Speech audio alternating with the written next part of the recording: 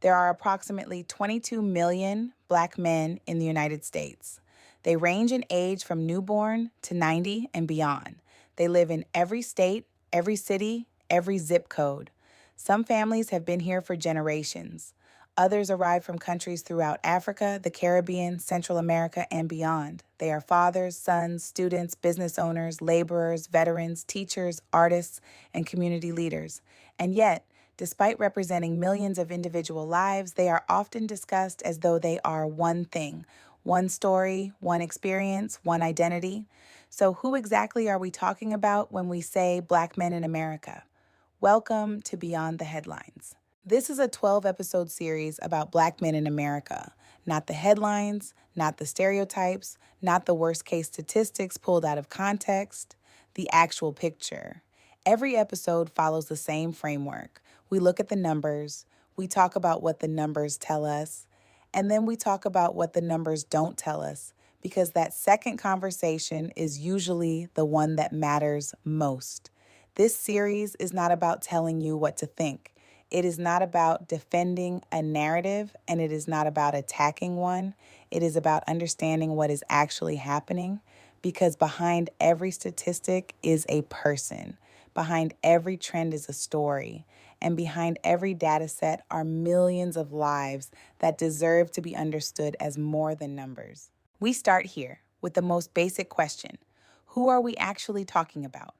According to the most recent population estimates, there are approximately 22 million Black men living in the United States, representing roughly 6.5% of the total population. The Black male population is relatively young, with a median age significantly lower than that of white males. A large share of Black men are under the age of 35, meaning millions are still in the early stages of building careers, families, businesses, and futures. Black men live throughout every region of the country. The largest populations are found in states such as Texas, Georgia, Florida, New York, and California. While many people associate Black America primarily with major cities, the reality is more complex. Most Black Americans live in metropolitan areas, but suburban Black communities have grown significantly over the past several decades. At the same time, large rural Black populations continue to exist throughout the South, often receiving little attention in national conversations.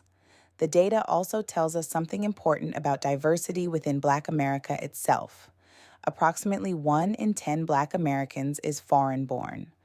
Communities with roots in Jamaica, Haiti, Nigeria, Ethiopia, Ghana, Trinidad, and many other nations contribute distinct cultural traditions, histories, languages, and experiences. Black America is not monolithic and never has been. Population projections suggest that the Black population will continue to grow and diversify throughout the coming decades, particularly as multiracial identification becomes more common. The demographic picture of Black America is continuing to evolve. So, what do these numbers tell us? The first thing they tell us is scale. Black men in America are not a small or marginal population. We are talking about millions of workers, students, fathers, entrepreneurs, community leaders, and citizens whose experiences help shape the country every single day. The second thing these numbers tell us is diversity. The phrase Black men in America is often used as though it describes a single experience. It does not. The experience of a Black man growing up in rural Mississippi may be very different from the experience of a Black man raised in suburban Atlanta.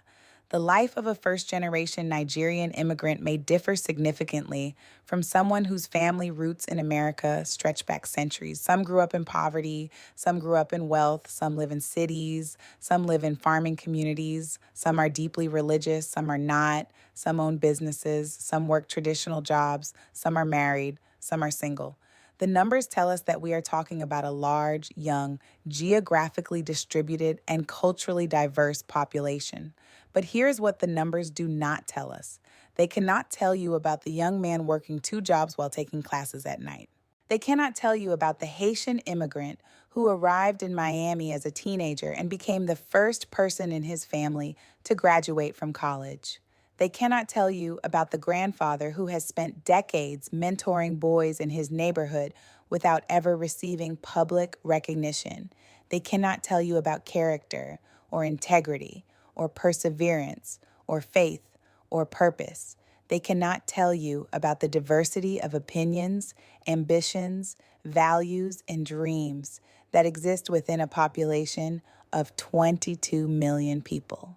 When we say Black men in America, we are not describing a monolith. We are opening a conversation about millions of individual lives that happen to share certain demographic characteristics and certain experiences with systems, structures, and narratives that often treat them as one group, whether they see themselves that way or not. That tension between how a group is seen and who they actually are is what this entire series is about. Before we go any further, I want to leave you with a question.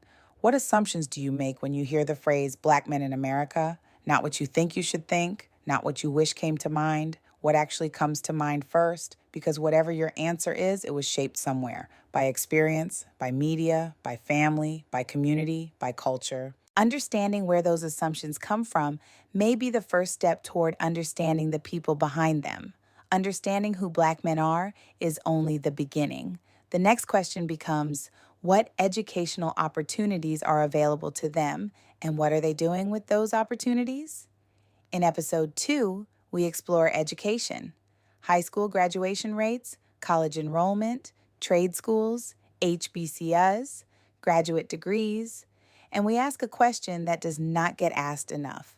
What does success actually look like when college is not the only path? This series is designed to encourage understanding, not agreement.